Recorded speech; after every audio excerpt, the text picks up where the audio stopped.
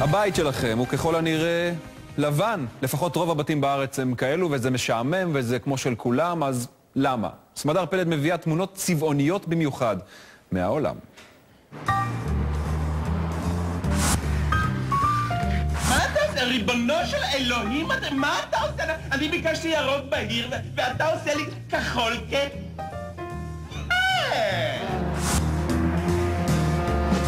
אחרי שהתאמנו את קיר הסלון לספה, אחרי ששמנו פרקט, בא תורו של החיפוי, ובעברית הקירות החיצוניים.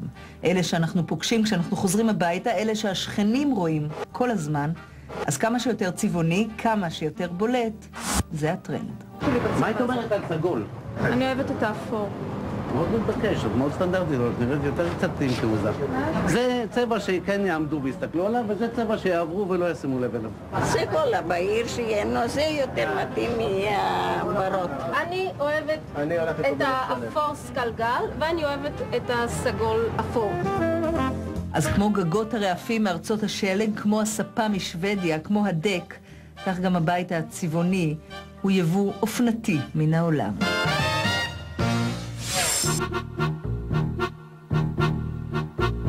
בגואטמלה הצבע הוא חלק מהותי מהטבע, כן, גם אחרי שעוזבים את העולם. במרוקו הבית הצבוע, ככה מאמינים, יבטל את העין הרע. הרבה מאוד היסטוריה ופולקלור יש מאחורי הבתים הצבעוניים, גם פרקטיקה. באירלנד למשל הדלתות צבועות בצבעים שונים כדי שהשיכורים ידעו בדיוק לאן לחזור הביתה אחרי לילה בפאב. בוקר רוח קלה והנה בית ירוק ילד אדומה גלינג גלינג גלינג בפעמון. אצלנו דלת אדומה היא רק כי אצל השכנים הדלתות עדיין צבועות בלבן. רצינו להיות שונים, מיוחדים.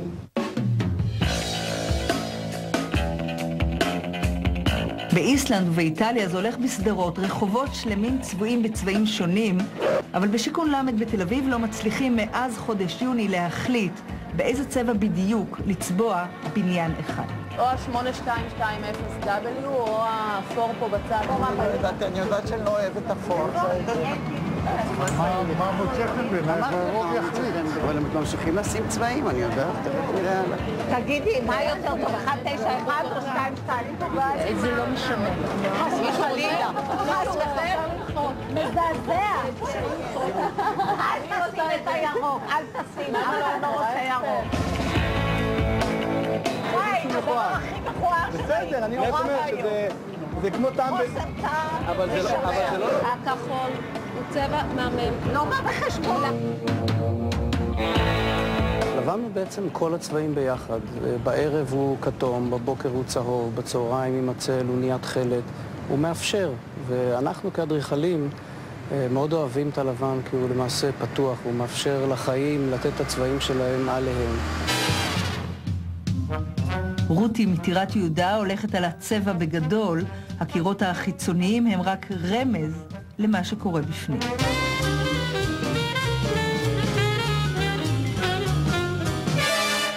אני לא חושבת שזה too much. בשיכון למד כבר נדמה שהם מגיעים להחלטה, תחתמי בבקשה. אבל אז מתחילים לדבר על צבע המעקה. בואו נבחר את הצבע, כן, בואו. ושוב מלחמה.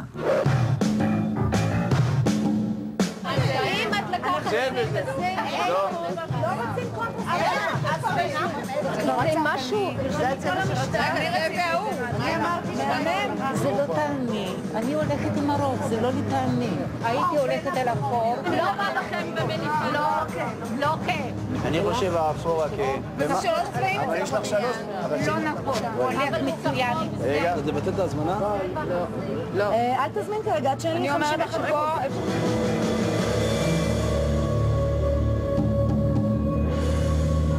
בכל מיני ארצות הצבע העז הוא פיצוי על מזג אוויר אפור וסגרירי. אצלנו, למרות כתמי הצבע שהולכים ומתרבים, אין ממש סיכוי שמעמדו של הלבן יתערער, לא בעיר הלבנה ולא בכלל. גם אם יש כאלה שרוצים קצת אחרת, שונה ונועז, גם אם מתים לפעמים להראות לאחרים.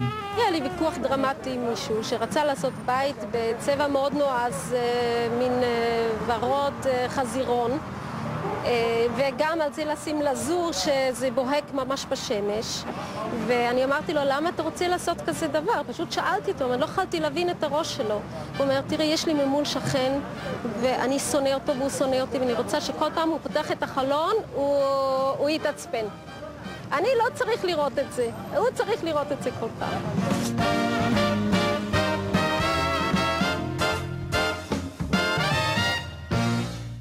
נחזור